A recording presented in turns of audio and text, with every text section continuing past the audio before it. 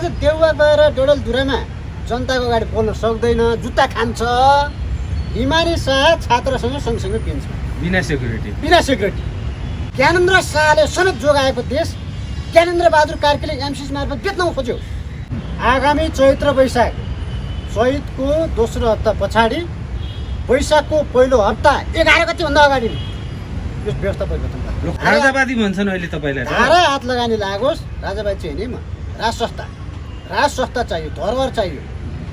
कान नसुने पनि, आँखा नदेखे पनि, बोली नफुटे पनि बाउ भनेको बाउ नै हो। देशले राजा बनाएको होइन क्या, राजाले देश बनाएको नेपाल चाहिँ पृथ्वीनारायण शाहहरूले बनाएको के मुलुक। वैशाखको 11 भन्दा अगाडि त्यो मिति घोषणा गर्ने बेलामा विदेशबाट नि प्लेन चार्टर गरेर नेपाली आउँछन् क्या, प्लेन चार्टर गरेर। त्यस्तो माल सिर्जना भइसकेको छ विदेशमा समेत। प्लेन चार्टर गरेर आउँछ, सकेन खुसियाली बनाउन के, खुसियाली जेल लेन भोग्न तयार हो, तर माहौल बन्दैछ। ढिला भइसक्यो, हामी तपाईँ रात दिन खटिरहेका छौँ। मुस्लिम समुदायको मान्छेले के भनेका छन् आज? राज संस्था चाहियो। मुस्लिमले भनेको, मैले भने यार यो व्यवस्थाबाट अब हुँदैन, विकल्प छैन भनेर जाने। त्यो तपाईँको व्यवस्थाको विकल्प छैन। अब ढिलो गर्न हुँदैन। ढिलो गर्ने बित्तिकै हामी झन् तपाईँको जङ्गलमा घुमरीमा पर्छौँ। मुलुक समाप्त हुन्छ, विलय हुनेतिर जान्छ। शीर्ष राजनीतिक दलहरू तयार छन्, तयार भइसक्यो। राज संस्था पुनर्स्थापनाको लागि तयार भइसक्यो। अब मात्र के गर्ने बाँकी छ भने ज्ञानेन्द्र शाहले आफ्नो भूमिका चाहिँ स्पष्ट पार्नुपर्छ। राजा पनि जति बुढो भए पनि, हेर्नुहोस् है, जति बुढो भए पनि जङ्गलको सिंहले घाँस खाँदैन क्या। नेपाली जनता चाहिँ आज यहाँका नेताहरूबाट फ्रस्ट्रेट भएको अवस्था। अब वैकल्पिक शक्ति को भन्दाखेरि कसलाई ल्याउने त भन्दा नेपाली जनताले राज संस्थालाई रोजेको अवस्था। राजा ज्ञानेन्द्रले अब स्वीकार गर्ने बेला पुरा आयो। विधिगत रूपमा त पूर्व राजा भन्ने नमिल्ने रहेछ। अब डकुमेन्टमा छ राज संस्था युगसम्म रहने भनेर, अनि हामी कसरी पूर्व राजा भन्ने? संवैधानिक राजतन्त्र युगसम्म निरन्तर चलिरहने छ भनेको छ। 6 दिनको सुत्केरी बच्चा च्यापेर लडेर प्राप्त भएको भूमि अब आउनु पर्दैन, सडकमा आऊ। अब मानी शाहको 3 महिना अगाडि अमेरिका भ्रमण थियो। हेर्नुहोस्, अमेरिका भ्रमण हुने बित्तिकै उहाँ नेपालमा ल्यान्ड गर्नुभयो र थाइल्यान्ड जानुभयो। थाइल्यान्डमा गइसके पछाडि पहिला पनि नेपालका नेताहरू बिरामी भएको बाहना गाएर थाइल्यान्ड जान्थे, सिङ्गापुर जान्थे। तर त्यहाँ बिरामी हुन्थेनन् क्या। त्यहाँ कुनै कारण हुन्थ्यो, त्यो कि सत्ता परिवर्तनको कारण हुन्थ्यो कि व्यवस्था परिवर्तनका कारणहरू, त्यो रिहर्सल हुने ठाउँ थियो। हेर्नुहोस्, भेटघाट हुने ठाउँ थियो। सम्झौता पत्रको विषयमा आधिकारिक रूपमा त बाहिर आइसकेको तथ्य छैन नि। अब आउँछ। अब हामी तपाईँ हिम्मत गर्छौँ कि आजसम्म हिम्मत भएको छैन। हेर्नुहोस् है, मिडियामा आएको, बसमा आएको चाहिँ त्यो साइन नभएको पत्रहरू गैलीपत्रले लेखेर हालिदिन्छन् होइन। तर साइनै भएको, एकापट्टि साधारण दलको तर्फबाट एकजना नेताको, एकापट्टि त्यसको तत्कालीन राजाको हैसियत चाहिँ ज्ञानेन्द्र शाह। त्यो साइन भएको दस्तावेज तपाईँसँग छ? अब आउँछ त्यो, अब आउँछ। हेर्नुहोस्, 65-63 आन्दोलनमा त म पनि उम्मेको हो नि। मलाई अहिले किन पछुतो लाग्यो त? तपाईँलाई पछुतो लाग्यो? मलाई, म पुरै भइछु भन्ने लाग्यो। दर्शकबिन्दुहरू, यति बेला कुराकानी गर्नको लागि राजनीतिक विश्लेषक हेमन्त सेडाईजी हुनुहुन्छ। आज हामी विशेष गरेर पछिल्लो समय राज संस्था पुनर्स्थापना, हिन्दू राष्ट्र पुनर्स्थापनाका लागि एकपछि अर्को गरेर सशक्त रूपमा चाहिँ आन्दोलनका कार्यक्रमहरू अगाडि आइरहेका छन्। विशेषतः संविधान दिवस असोज 3 गतेको दिनमा जुन किसिमले व्यापक रूपमा जनसहभागिताको सहितको जुन कार्यक्रम भयो, यसले तीव्रता पाइरहेको छ र आगामी दिनमा पनि असोज 3 गतेको भोलिपल्ट 4 गते एउटा कार्यक्रम भयो ललितपुरमा, 11 गते, 12 गते, 13 गते लगातार कार्यक्रमहरू आयोजना भइरहँदाखेरि राजपरिवारका सदस्यहरूको पनि यतिखेर सक्रियता वात्तै बढेको अवस्था छ। पूर्व युवराज पारस शाह कुमारी अवलोकनको लागि चाहिँ, इन्द्रजात्रा अवलोकनको लागि हनुमान ढोका दरबार पुगेको विषय पनि त्यत्तिकै चर्चामा छ। र अर्कोतर्फ हिमानी शाह काठमाडौँको तारकेश्वरी स्थित शान्तिधाममा पुग्दा होस् अथवा जनकपुर धाममा पुग्दा होस्, त्यहाँ व्यापक रूपमा जनसमर्थन र जनताको एक किसिमको लहर देखिरहँदाखेरि पूर्व राजा ज्ञानेन्द्र शाह आज भर्खरै मात्रै इन्द्रजात्रामा कुमारीको हातबाट टिका लाउने जुन कार्यक्रममा सहभागी हुने जुन कार्यक्रम रहेको छ, पछिल्लो समय राजपरिवार सदस्यहरूको त एक किसिमको चहल पहल बढ्नु र राज संस्थावादी हिन्दूवादीहरूले गरेका आन्दोलनहरू पनि विगतका तुलनामा चाहिँ सशक्त हुँदै जानुले कि अब साँच्चीकै राज संस्था र हिन्दू राष्ट्र पुनर्स्थापनाका लागि हुने आन्दोलनका अभियान का हर्ताकर्ताहरूले चाहिँ अब निर्णायक आन्दोलन हुन्छ भनिरहँदाखेरि त्यो तहमा पुग्न लागेको हो। यो बिचमा चाहिँ एमसिसीको विषय पनि जसरी अगाडि आइरहेको छ, एमसिसीको विरुद्धमा चौतर्फी रूपमा चाहिँ जनताहरू उल्लिरहँदाखेरि चाहिँ यी विषयहरू चाहिँ एक आपसमा सम्बन्धित छन्। अब कसरी अगाडि बढ्दैछ नेपालको राजनीति, यो विषयमा पनि कुराकानी गर्नेछौँ। स्वागत छ सर यहाँलाई। धन्यवाद। पछिल्लो समय राजपरिवार सदस्यहरूको चहल पहल सँगसँगै आन्दोलन पनि अलिकति सशक्त ढङ्गले अगाडि जाँदै गर्नु र एमसिसीको विषयमा चाहिँ चौतर्फी जुन किसिमको विरोध देखिएको छ नि, एमसिसीको विषय जसरी अगाडि आउनु, जनतामा एक किसिमको यी दलहरूबाट चाहिँ जुन देउबा सरकारकै कुराकानी गर्ने हो भने चाहिँ छोटो समयमा नै यो असफलतातर्फ गइरहेको भनेर विश्लेषण भइरहँदाखेरि यी विषयहरू एक आपसमा जोडिएर आएका छन् अथवा के साँच्चीकै परिवर्तन हुँदैछ, अब त्यसरी बुझ्न सकिन्छ? पहिलो कुरो त हिमानी शाहको 3 महिना अगाडि अमेरिका भ्रमण थियो हेर्नुहोस्। अमेरिका भ्रमण हुने बित्तिकै उहाँ नेपालमा ल्यान्ड गर्नुभयो र थाइल्यान्ड जानुभयो। थाइल्यान्डमा गइसके पछाडि पहिला पनि नेपालका नेताहरू बिरामी भएको बाहना गाएर थाइल्यान्ड जान्थे, सिङ्गापुर जान्थे। तर त्यहाँ बिरामी हुन्थेनन् क्या, त्यहाँ कुनै कारण हुन्थ्यो। त्यो कि सत्ता परिवर्तनको कारण हुन्थ्यो कि व्यवस्था परिवर्तनका कारणहरू, त्यो रिहर्सल हुने ठाउँ थियो हेर्नुहोस्, भेटघाट हुने ठाउँ थियो हेर्नुहोस् है। त्यो भइसके पछाडि थाइल्यान्डबाट फर्केर काठमाडौँ आइसके पछाडि नेपाली काङ्ग्रेसका नेताहरू फेरि इन्डिया जानुभयो विमलेन्द्र निधिको नेतृत्वमा हेर्नुहोस् है। र एमालेका नेताहरू सुरेन्द्र पाण्डेहरू इन्डिया जानुभयो, सुरेन्द्र पाण्डेको नेतृत्वमा एमालेका नेताहरू जानुभयो। विमलेन्द्र निधि आइसके पछाडि रुद्राक्षको माला लाएर, पशुपतिको भट्ट ल्याएर होइन, जनकपुरको पुजारी ल्याएर थापा गाउँको बानेश्वर ब्याङ्कमा उहाँले आफ्नो पार्टी कार्यालयको स्थापना गर्नुभयो। आफ्नो तपाईँको प्यानलको होइन, नेपाली काङ्ग्रेसको विमलेन्द्र निधि प्यानलको कार्यालयको स्थापना गर्नुभयो। उहाँले सबै ब्राह्मणहरूलाई रुद्राक्षको माला लाएर, त्यति मात्रै होइन, हरे राम हरे कृष्ण जो तपाईँको त्यो जुन हुन्छ वो निखादा त्यो लाएर उहाँले गर्नुभयो। र त्यस पछाडि एमालेको नेताहरू पनि इन्डियाबाट भ्रमण गरेर नेपाललाई आइसके पछाडि एमालेभित्र पनि फ्याक्सन आयो। महेश बस्नेतहरू, गोकुल बास्कोटाहरू समेतले के भन्न थाले, संहिता घाँडो हो भन्न थाले। अब हिन्दू राष्ट्र अरू सम्बन्धमा पनि जन्म सङ्ग्रहमा जानुपर्छ भनेर रविन्द्र विश्व बोल्न थाले। अब हेर्नुहोस् है, श्रृङ्खला यस्तो छ विकसित भएको। त्यस पछाडि यहाँ माहौल बन्यो। उता नेपाली जनता चाहिँ आज यहाँका नेताहरूबाट फ्रस्ट्रेट भएको अवस्था। अब वैकल्पिक शक्ति को भन्दाखेरि कसलाई ल्याउने त भन्दा नेपाली जनताले राज संस्थालाई रोजेको अवस्था। धेरै जनताले हेर्नुहोस् है, राजावादी होइन, राज संस्था र राष्ट्रियता दुईवटा कुरो हामीले के बुझ्नुपर्छ भने यो मुलुक देशले राजा बनाएको होइन क्या, राजाले देश बनाएको नेपाल चाहिँ पृथ्वीनारायण शाहहरूले बनाएको के मुलुक, राजाले देश बनाएको हो। यो ज्ञानेन्द्र शाहले समेत जोगाएको देश ज्ञानेन्द्र बहादुर कार्कीले एमसिसी मार्फत बेच्न खोज्यो, सौदाबाजी गर्यो। अब पनि जनता उठेनन् भने, अब पनि ज्ञानेन्द्रले के गर्यो कसो गर्यो भनेर होइन धारे हातले मात्र लाउने र आफ्नो स्वाभिमानले आफ्नो माटो नै पुग्ने स्थिति भइसके पछाडि अब पनि जनताले चाहिँ विचार नपुर्याउने हो नि क्या, चेत खुल्ने भन्छ नि। हिजो जे गरियो एकचोटि हेरौँ न भनेर हेरेकै हो। 65-63को आन्दोलनमा त म पनि उभिएको हो नि। मलाई अहिले किन पछुतो लाग्यो त? तपाईँलाई पछुतो लाग्यो मलाई, म प्रयोग भइछु भन्ने लाग्यो। प्रयोग भइछु, पछुतो लाग्यो र मैले के अध्ययन गरेँ भने म प्रयोग भइछु। किनभने थाहा छ, प्रमाण छ। किन पछुतो लाग्यो? 63 साल वैशाखको 11 गते जुन सम्झौता भएको थियो 7 राजनीतिक दल र त्यतिखेरका राजा तत्कालीन राजा ज्ञानेन्द्र शाह बीच, त्यहाँ स्पष्ट लेखिएको छ 4 नम्बर बुँदामा, संवैधानिक राजतन्त्र युगसम्म निरन्तर चलिरहने छ भनेर लेखेको छ। संवैधानिक राजतन्त्र युग भने कहिलेसम्म हो? अनि राजतन्त्रको अन्त्य भएको छ नेपालमा? त्यो सम्झौता पत्रको जुन कुरा इङ्गित गर्नुभयो नि, त्यो सम्झौता पत्रको विषयमा चाहिँ बारम्बार मिडियामा एक किसिमको बहस छेडिएको अवस्था छ। तर यो सम्झौता पत्रको विषयमा आधिकारिक रूपमा त बाहिर आइसकेको तथ्य छैन नि। अब आउँछ। अब हामी तपाईँ हिम्मत गर्छौँ कि आजसम्म हिम्मत भएको छैन। हेर्नुहोस् है, मिडियामा आएको बहसमा आएको चाहिँ त्यो साइन नभएको पत्रहरू कहिले कसले लेखेर हालिदिन्छन् होइन, तर साइनै भएको एकापट्टि साधारण दलको तर्फबाट एकजना नेताको, एकापट्टि त्यसको तत्कालीन राजा भइसक्यो ज्ञानेन्द्र शाह। त्यो साइन भएको दस्तावेज तपाईँसँग छ? अब आउँछ त्यो, अब आउँछ। हेर्नुहोस्, अब आउँछ त्यो। त्यस पछाडि यो आन्दोलनले एउटा उत्कर्षमा पुगिसके पछाडि आज हेर्नु न, मुस्लिम समुदायको मान्छेले के भनेका छन् आज? राजसत्ता चाहियो। मुस्लिमले भनेको, मैले भने र म त हिन्दू हो नि, तर मुस्लिमले के भन्यो आज? राजसत्ता चाहिन्छ।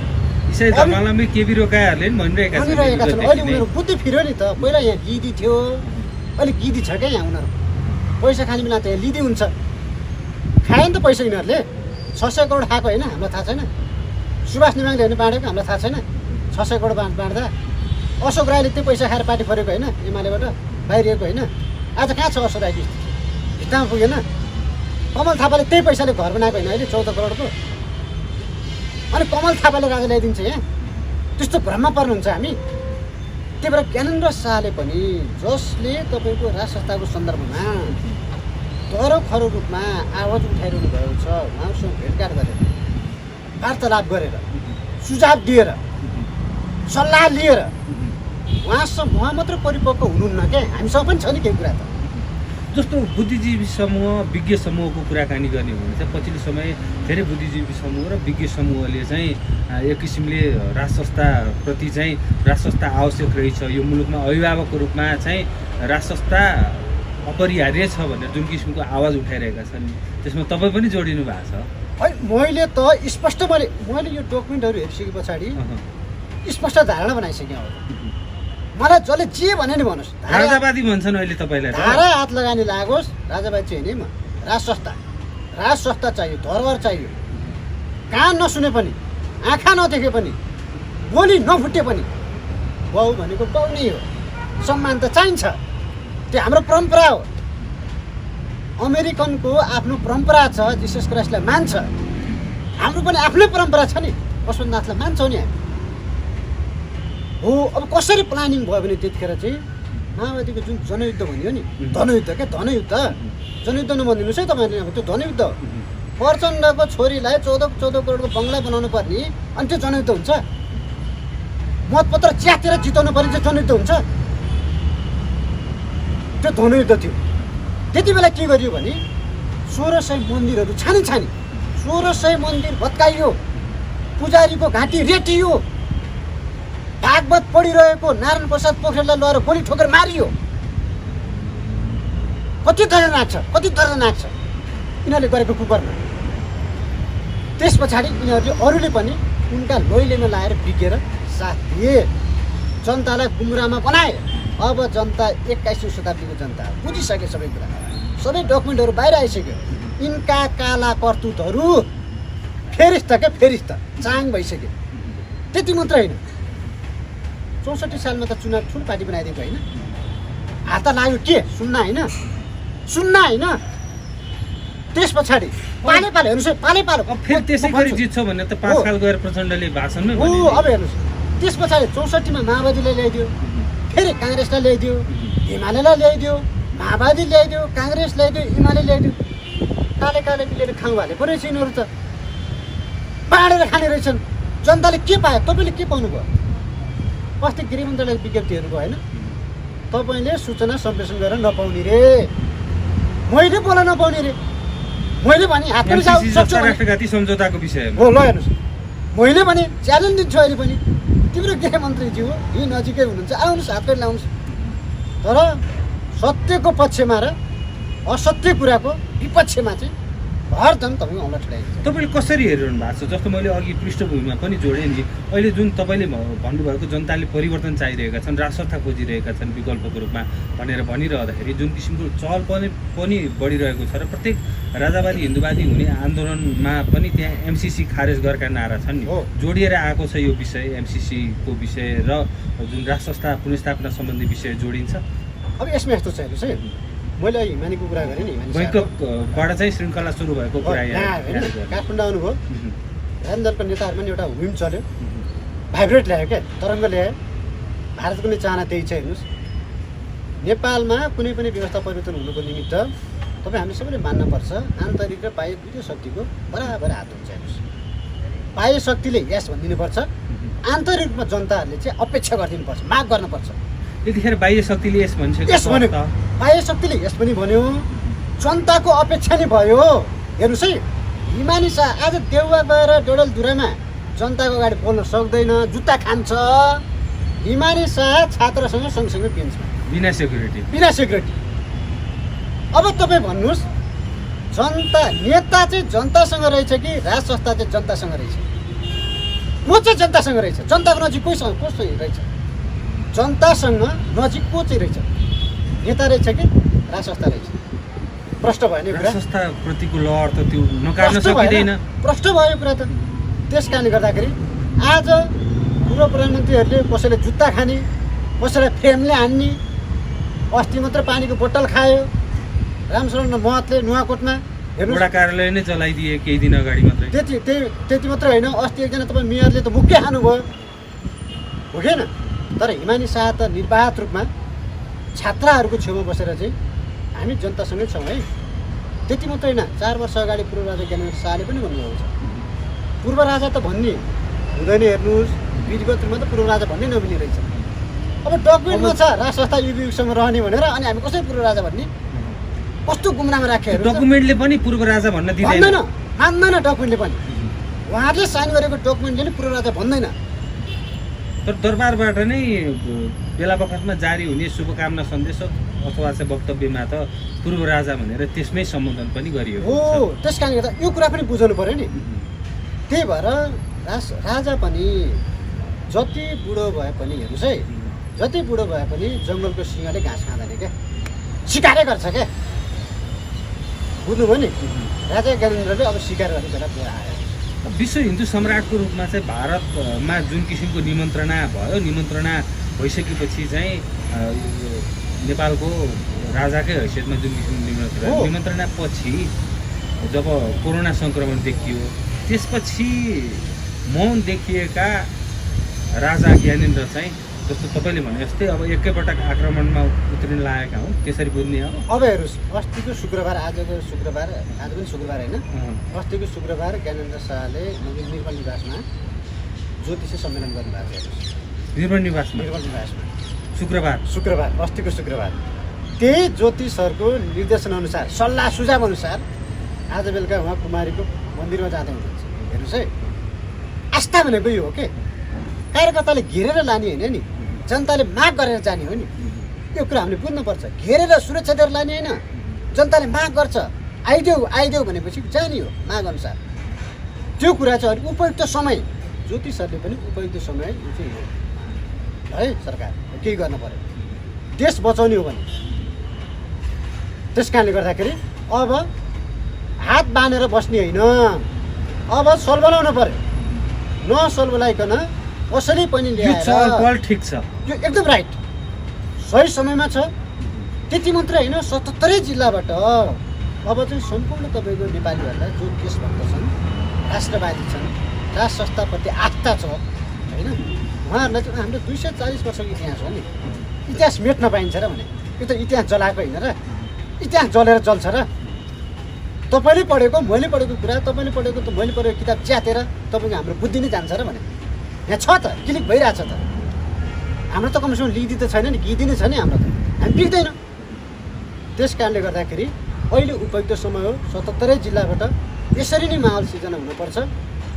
अर्को कुरा भनेको विप्लवले आजभन्दा 5 वर्ष अगाडि एउटा अन्तर्वार्ता दिनुभएको रहेछ। जनयुद्धमा पनि 3वटा कुरा एजेन्डै थिएन अरे। हेर्नुहोस्, धर्मनिरपेक्षता, राज संस्थाको कुरा र सङ्घीयताको कुरा।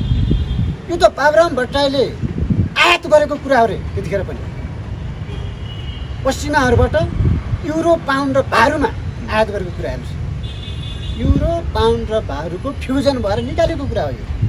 विप्लवले भन्नुभयो। आज यही समयमा उपयुक्त समय लगाएर विप्लव किन तपाईँको भूमिगत मान्छे आउनुभयो त बाहिर? पृथ्वीनारायण शाहको तस्बिर साटासाट भएको छ। मुस्कान हेर्नुहोस्, मुस्कान विप्लवको।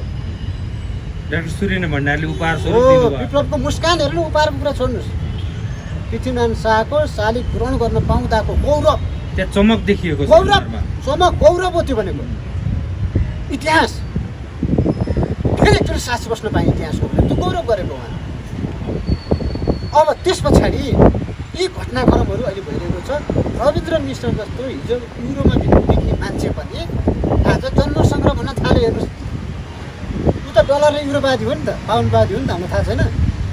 72 सालभन्दा अगाडि काठमाडौँको सबै रिसोर्ट घुमेर गएको छ त्यो मान्छे। धर्मनिरपेक्षतालाई जातीय द्वन्द्व गराउनको निम्ति महेश बस्नेतले त प्रस्तावै गरे। प्रस्ताव ल हेर्नुहोस् है। पछिल्लो समय देउबाको गतिविधि हेर्ने हो भने पनि हिन्दू धार्मिक गतिविधिहरू चाहिँ सामाजिक सञ्जालमा पोस्ट गरिरहेको देखिन्छ परिवारकै। त्यति मात्र होइन, ज्योतिषीलाई देखाएर रुद्राक्षका माला लाएर मन्दिर घुम्नु भएको छ उहाँ, श्रीमती लिएर घुमाएको छ मन्दिर उहाँको श्रीमतीले देवलाई। त्यो माहौल बनेको, मैले त्यसै भनेको होइन। तपाईँको जनताबाट पनि माहौल बन्यो, जनमत बनेको छ, जनमत भन्छ नि त। अब त्यो जनमत कसरी चाहिँ परिवर्तन गराउन अब तपाईँले कसरी सक्छ? अब हेर्नुहोस् है, अब त्यो एमसिसीसँग जोड है यसलाई। अब एमसिसी भनेको राष्ट्रघाती हो भनेर त सबैले भनिसक्यो होइन, यो त स्पष्टै छ। हामीले पटक पटक बोलिसकेका छौँ, यो जोइन्ट ल्यान्ड फोर्स अन्तर्गत छ। मुलुक बचाउनको निमित्त चाहिँ एमसिसी परियोजना हामीले रिजेक्ट गर्नुपर्छ। संशोधनसहित पारित होइन है, एक सूत्री एजेन्डा रिजेक्ट एमसिसी। त्यसको विषयमा हामीले धेरै व्याख्या विश्लेषण गरिसक्यौँ। अब म जोड्छु दुईवटा घटनालाई। अब अर्को यो एमसिसीको कारणले के भयो भने राष्ट्रवादीहरू एउटा कितामा, राष्ट्रघातीहरू एउटा कितामा। त्यसो हुँदाखेरि राष्ट्रवादी भनेर कसलाई पनि तपाईँ अङ्कित गर्न खोजेको छ भने अहिले हिन्दूसँग सम्बन्धित व्यक्तिहरू जो सनातन हिन्दू धर्मावलम्बी छन्, जसले राष्ट्र संस्थाको आवश्यकता महसुस गरेको छ, राष्ट्र संस्थाप्रति गौरव गर्छ, इतिहास भन्छ। अहिले नेपाली काङ्ग्रेस भित्रमै फ्याक्सन आयो क्या, विभिन्न नीतिहरू हिन्दू धर्मको एजेन्डा लिएर जाने भयो। अब नेकपा एमाले भित्र पनि केपी शर्मा ओली समेत तपाईँको म अर्को घटना हुन्छ तपाईँलाई। नारायणजी दरबार अगाडिको त्यो सभामा अमेरिकन दूतावासबाट फोन नआएको भए केपी शर्मा ओलीले हिन्दू धर्मको विषयमा बोल्दै हुनुहुन्थ्यो। विशेष घोषणा भनेर जुन कृष्ण गोपाल श्रेष्ठले जुन भन्नुभएको तर के भयो भने त्यो वातावरण मिलिसकेको थिएन। अमेरिकाले जे भनेको थियो त्यो कुराहरू पुरा भइसकेको थिएन। त्यस पछाडि हिमानी शाहलाई अमेरिकाले बोलायो। यिनीहरूलाई भन्दा हिमानी शाहको चाहिँ ओजन वेट भन्ने हुन्छ नि, वेट चाहिँ हिमानी शाहको थियो। त्यस पछाडि अहिले के भयो भने सबै वातावरण मिल्यो, आन्तरिक पनि मिल्यो, बाह्य पनि मिल्यो। मिलिसके पछाडि अब जनताको माग पनि त्यही छ। अहिले तपाईँको 77 जिल्लाबाट तपाईँ जुलुस निकाल्न सक्ने अवस्था हुन्थ्यो भने त यहाँ हिजो त्यो जनआन्दोलन भनेको 2-4 लाख भन्दा त आज त तपाईँ 14-15 लाख हुँदैन मान्छे। पक्कै पनि कोरोनाको कारणले ज्यानको बाजी मारेर गएको छन् मान्छे। हामी गएको छौँ दैनिक जस्तो सडकमा, बलिदान दिन तयार छु भनेर आइरहेका छन्। हो त, थाहा छ गोली पनि चल्न सक्छ, तर पनि गइएको छ। थाहा छ लाठी खान सकिन्छ, तर पनि गइएको छ त। किन राष्ट्र संस्था पुनर्स्थापनाको लागि तपाईँ पनि बलिदान दिन तयार हुनुहुन्छ। मुलुक बाँच्नु पर्यो र मुलुक बचाउने शक्ति भनेको अभिभावक हो। तपाईँको घर तपाईँको अभिभावकले बचाउने। राष्ट्र संस्था पुनर्स्थापनाको लागि अब हुने आन्दोलनमा हेमन्त सेडाईको पनि अग्रभागमा चाहिँ हामीले देख्न सक्छौँ। अब राष्ट्रियता बचाउने शक्ति भनेको त्यही शक्ति हो। दलबाट हामीले धेरै हेऱ्यौँ, पटक पटक हेऱ्यौँ। उनका अवस्था मात्रै परिवर्तन भए, व्यवस्था मात्रै परिवर्तन भयो, जनताको अवस्था जस्ताको तस्तै भयो। झन् तलतिर धकल्यो मुलुक, झन् गिरेर गयो। गरिबीको तपाईँको रेखामुनि झन् तपाईँको तलतिर झऱ्यो। त्यस कारणले गर्दाखेरि जति पनि उद्योग धन्दा थिए सखा बनाइदिए। राजाको पालामा बनाएन सबै। राजाको पालामा बनेको उद्योगले भिरकुटी कागज कारखानाले जापान बेच्थ्यो, कागज जापान लगेर बेच्थ्यो। उनीहरू यहीँ किन्न आउँथे। जापानी येन भिरकुटी कागज कारखानाको कागजले बनेको। आज कान्तिपुर सामान्य पत्रिकाहरू समेत बन्नलाई हामी फेरि उताबाट कागज ल्याउँछौँ, रुसबाट कागज ल्याउँछौँ, रसियाबाट। अवस्था के भयो हाम्रो? यो जनताको कुराकानी गर्ने हो भने मैले किन भनेको भने महत्त्व दर्शाएको के मैले। हिजो कस्तो थियो, आज यिनीहरूले कस्तो बनाए। अब रोजगारीलाई भयो कि भएन जनतालाई मैले भनेको। जनताको कुरा गर्ने हो भने जुन वितृष्णाको जुन कुरा गर्नुभयो नि, जनतामा यतिसम्मको वितृष्णा भइसक्यो कि यी दलहरूमाथि। आज भर्खरकै घटना हेर्ने हो भने चाहिँ नारायण रेड्डी दरबारमा चाहिँ एकजना व्यक्ति गएर चाहिँ म त्यो श्रीपेश लगाउँछु, म अब देशको शासन गर्छु भनेर जाँदाखेरि प्रहरीले पक्राउ गरेको अहिले भर्खरको घटनाको कुराकानी गर्ने हो भने चाहिँ यी शासकहरूप्रति जनतामा जुन किसिमको वितृष्णा छ नि, जस्तो अब परिवर्तनको कुरा गर्ने हो भने चाहिँ आन्दोलन जुन किसिमले अगाडि बढिरहेको छ, तपाईँले भनेको जस्तै अब राष्ट्र संस्था पुनर्स्थापना चाहिँ एक किसिमले हुनुपर्छ। अभिभावकको रूपमा चाहिँ राजा यो देशको लागि आवश्यक छ, अपरिहार्य छ भनेर भनिरहँदा त्यो वातावरण चाहिँ कसरी तयार हुन्छ त अहिलेको अवस्थामा? मैले त्यही भएर पहिलो कुरो विकल्प छैन है, यो व्यवस्थाबाट अब हुँदैन, विकल्प छैन भनेर जाने हो। त्यो तपाईँको व्यवस्थाको विकल्प छैन। अब ढिलो गर्न हुँदैन, ढिलो गर्ने बित्तिकै हामी झन् तपाईँको जङ्गलमा घुमरीमा पर्छौँ, मुलुक समाप्त हुन्छ, विलय हुनेतिर जान्छ। हेर्नुहोस्, ढिलो गर्न हुँदैन। त्यसको निमित्त राज संस्थाले पनि, पूर्व राजा ज्ञानेन्द्र शाहले पनि चाहिँ आफ्नो कदम अगाडि बढाउनु पर्यो। त्यो कदम भनेको कस्तो कदम हो? त्यो कदम भनेको नेपाली जनताको सेन्टिमेन्टलाई अब बुझ्नु पर्यो। र उहाँले तपाईँको झोक्राएर बस्ने होइन कि हात तानेर बस्ने होइन कि, हात खुट्टा चलाउनु पर्यो। अब व्यवहार देखिनु पर्यो। अब जनताले त माग गरिसक्यो त, जनताले माग गर्दा पनि त्यसलाई ह्यान्डओभर त गर्नु पर्यो नि उहाँले पनि। म सक्छु है, म आएँ भन्नु त पर्यो नि। आज आउँदै हुनुहुन्छ कुमारी? हो, यस्तै यस्तै काम गर्नु पर्यो। भोलि जनकपुर जानु पर्यो, घडीमाया जानुपर्ने होला, उता तपाईँको प्युठान जानुपर्ने होला, स्वर्गद्वारी जानुपर्ने होला, पाथिभरा जानुपर्ने होला, कालिम्चोक जानुपर्ने होला, जानु पर्यो। सबै ठाउँमा जानु पर्यो। पूर्व पश्चिम उत्तर दक्षिण हिमाल पहाड तराई सबैलाई छुनु पर्यो। राजा त साझा हो नि, फेरि एउटा मात्र समुदाय एउटा मात्र धर्म पनि भन्ने भएन। सबै धर्मलाई समान हैसियतले तपाईँ अगाडि बढाउनु पर्यो। के हिन्दू, के बौद्धिस्ट, के मुस्लिम सबैलाई समान गर्नु पर्यो नि त। साझा व्यक्तिले त क्रिस्चियन सबै समुदायलाई तपाईँको समान हैसियतले व्यवहार गर्नु पर्यो। हिजो राष्ट्र संस्थाको बेलामा जस्तो व्यवहार गरिन्थ्यो, त्यसको निमित्त हामीले जनताले अनुभव गर्ने किसिमको काम व्यवहार देखिन पर्यो, जुन आजबाट सुरु भयो। अब विगतमा चाहिँ यी दलहरूले राज परिवारका सदस्यको कुनै सक्रियता चाहिँ अगाडि आयो, चहल पहल अगाडि आयो भने चाहिँ विभिन्न व्यङ्ग्य बाणहरू गर्ने नागार्जुनमा बसेका राजालाई चाहिँ त्यहाँबाट पनि खेद्न पर्ला भन्ने जस्ता अभिव्यक्तिहरू आउँथे, अहिले पनि आउलान्। यो बिचमा चाहिँ अब जनताको माहौल राज संस्थाप्रति केन्द्रित भइरहँदाखेरि दलहरूबाट चाहिँ कस्तो किसिमको एक्सन अगाडि आउने सम्भावना रहन्छ? राजनीतिक बाछिटा भन्छ नि हामी, पानी परेको बेलामा यसो बाछिटा आउँछ नि, त्यो बाछिटा जहाँ पनि हुन्छ।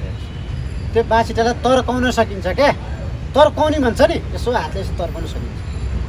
तर मेन स्ट्रिमका राजनीतिक दलभित्र एउटा भित्रभित्र तपाईँको विभिन्न बैठकहरू भइसक्यो। अब यो आवश्यकता भयो, महसुस गरिसक्यो क्या, हामीले सकेनौँ भन्ने परिसक्यो त। आज 70 दिन भयो मन्त्रीमण्डल गठन हुँदैन। शीर्ष राजनीतिक दलहरू तयार छन्, तयार भइसक्यो, राज संस्था पुनर्स्थापनाको लागि तयार भइसक्यो। अब मात्र के गर्ने बाँकी छ भने ज्ञानेन्द्र शाहले आफ्नो भूमिका चाहिँ स्पष्ट पार्नुपर्छ। स्पष्ट भूमिका दुधारे होइन, दुईवटा डुङ्गामा खुट्टा टेकेर होइन कि के गर्लान् भनेर होइन, आँट गर्न पर्यो नि। अवस्था फरक भए पनि अफगानिस्तानमा पनि जनताले पछि राजा खोजेका थिए, तर राजा आउन चाहेनन्। नेपालमा त्यो अवस्था आउन सक्छ कि सक्दैन? हो, नेपालमा त तपाईँको ज्ञानेन्द्र शाहले त पटक भन्नु नि भएको छ त, जनताले आवश्यकता महसुस गरेर म तपाईँको जिम्मेवारी लिन तयार छु भने के हुनु? युट्युबमा छैन र भिडियोहरू पटक बोल्नु भएको छ। त्यही माथि नेपाली जनताले हटाएकै होइन राज संस्थालाई। मैले भनिहालेँ डकुमेन्टको कुरा, यो त केही व्यक्तिहरू सीमित व्यक्तिहरू छोटो राजा हुनु थियो, प्रचण्डहरूलाई भनौँ न, नामै थपौँ न, यिनीहरूलाई छोटो राजा हुनु थियो, उनलाई साइड लगाइदिए केही समयको लागि। बर्खामा के हुन्छ भने सन्दीपजी, ठुलो भेलले कहिले कहिले तपाईँ मुढाहरू बगाउँछ क्या, पाखातिर लान्छ। तर त्यो सुकिसके पछाडि त्यसले आफ्नो ठाउँ ओगट लिन्छ क्या। भेल त सधैँ त हुँदैन नि, सुखायामा त्यो भेल हुन्छ र खरे खोलाको भेल त बर्खामा पो आउँछ त। त्यो 65-63 साल भने बर्खा थियो, अहिले सुकिसक्यो। ठिक छ, अब हामी अन्तिममा पनि छौँ। अब जुन यो आन्दोलनको कुरा गर्दाखेरि सशक्त रूपले जसरी अगाडि बढिरहेको छ नि, अब चुनावकै विषयमा कुराकानी गर्ने भने देउवा पनि वैशाखसम्म चुनाव गर्न तयार जस्तो खबरहरू बाहिरिरहँदाखेरि चाहिँ अब त्यो बेलामासम्म नेपालमा विशेष गरी परिवर्तन हुनेहरू आन्दोलन, ठुला आन्दोलन हुने भनेको चाहिँ पुष, माघ, फागुन, चैत यिनै महिनामा हुने हुन्। चैत्र वैशाख, आगामी चैत्र वैशाख, चैतको दोस्रो हप्ता पछाडि वैशाखको पहिलो हप्ता 11 गतिभन्दा अगाडि यो व्यवस्था परिवर्तन गर्छ। लोकतन्त्र दिवसभन्दा अगाडि 11 गतिभन्दा अगाडि जुन किसिमको सम्झौता गरियो नि, यहाँ गद्दार कम्पन गरियो नि, ज्ञानेन्द्र शाहलाई जुन हिसाबले चाहिँ त्यहाँ फसाइयो नि, बाध्य बनाएर 4 ट्र्यापमा पारेर, त्यो दिनभन्दा अगाडि वैशाख 11 भन्दा अगाडि नै हामीले अर्को मिति घोषणा गर्न तयार हुनुपर्छ। त्यो हैसियतले अगाडि जानुपर्छ र त्यो माहौल बन्दैछ अहिले। जस्तो सुकै कठिन परिस्थिति आओस् जेल भोग्न तयार हो, तर माहौल बन्दैछ। ढिला भइसक्यो, हामी तपाईँ रात दिन खटिरहेका छौँ। सही, रात दिन यसकै निमित्त हो। स्पष्ट भन्नै पर्छ। अब जनताले बुझ्नै पर्छ नि। यहाँ त के भयो भने जनताहरू जति तपाईँ घोचे पनि नघोचिने, दुख्दै नदुख्ने, अनुभवै नगर्ने। अब अलिक बिस्तारै त तपाईँको त्यो समुद्रको छाल जस्तो भएर छ। अब हामी घुम्दैछौँ जिल्ला त्यो छालले बिस्तारै पुनासम्म भेट्छ नि। रुकुमदेखि तपाईँ इलामसम्म भेटिया रहेछ, रोल्पादेखि पाल्पासम्म भेटिया रहेछ। हेर्नुहोस्, पारादेखि बाजुरासम्म भेटिया रहेछ त्यो छालले त। त्यो अहिले अनुभव गरियो र त्यो बुझ्नको निमित्त राज संस्थाको परिवारको पनि तपाईँ पारस शाहले उच्छृङ्खल गतिविधि गर्दै हुनुहुन्थ्यो होइन। उहाँलाई निर्मल निवास सिकाइ भयो। अब उहाँ निर्मल निवास खोप्चेर बस्ने थियो, गतिविधिलाई सामै पार्ने हो। र हिमानी शाह जसको चाहिँ आजसम्म स्वच्छ छवि, उहाँको के दोष छ भन्नु त? यहाँ अस्ति त्रिपाल चोर्नेहरू मन्त्री भए, भूकम्पको बेलामा भूकम्पलाई तपाईँको ल्याएको त्रिपाल चोर्नेहरू मन्त्री भए, परराष्ट्र मन्त्री। हिमानी शाह त्यतिखेर त्रिपाल बोकेर जनता घरमा जानुहुन्थ्यो आफै। तपाईँलाई थाहा चाहिँ छैन? सिन्धुपाल्चोकमा आफै गएको गाडी लिएर हिमानी शाह। जनताको एट्याचमेन्ट नेतासँग छ कि राज संस्थासँग छ, तपाईँले बुझ्नुहोस्। अब तपाईँको भ्युअरलाई पनि बुझाउनुहोस्।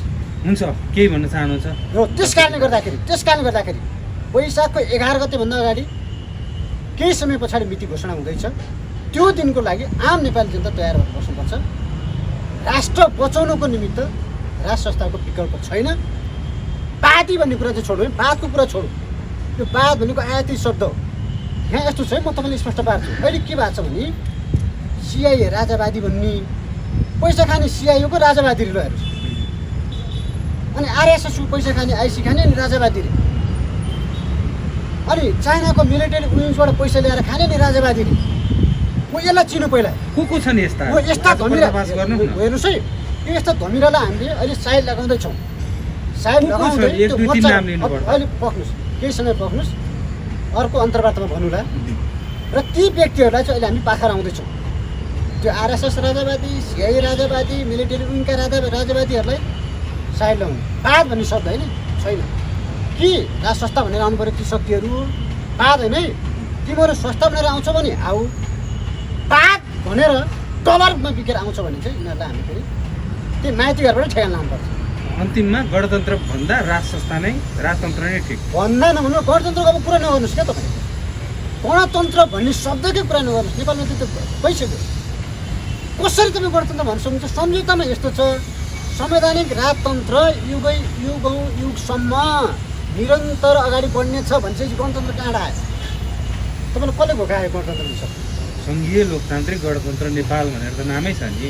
अनि त्यस कारण त्यो कुरा छोडिदिनुहोस्, सम्झौता अनुसार हेर्नुहोस् न तपाईँ।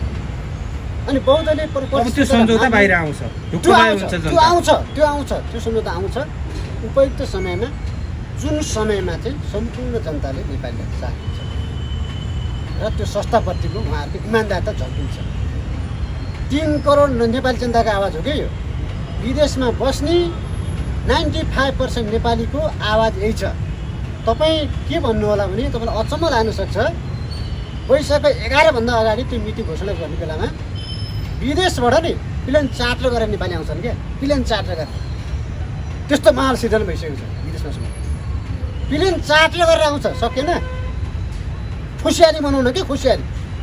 अब शान्तिले सास फेर्न पाइने भयो, अमन चमन कायम हुने भयो, मुलुक बाँच्यो भनेर। मुलुक बाँच्ने, मुलुक बाँचेर तपाईँ हामी बाँच्ने हो। त्यो माहौल अब सिर्जना हुँदैछ। त्यसको निमित्त तपाईँहरू पनि प्रतिक्रिया रहनुहोस्।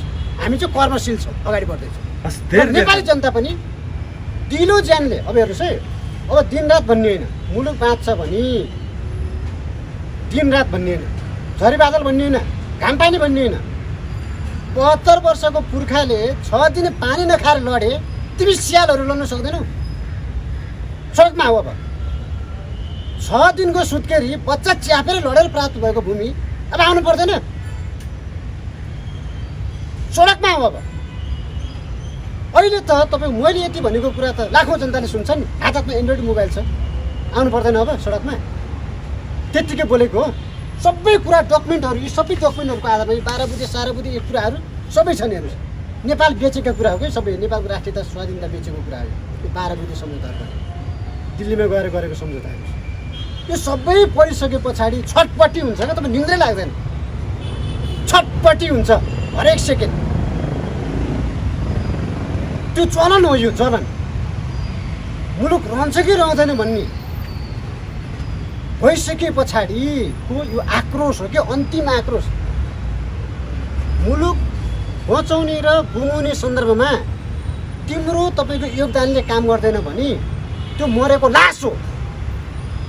जिउँदै मरेछ भन्छ नि मान्छेहरूले, त्यही हो। एकपल्ट उठ, एकपल्ट मुलुकको निमित्त बाँच। म हात जोडेर भन्छु सबैलाई। हस्, धेरै धेरै धन्यवाद यहाँलाई यो समय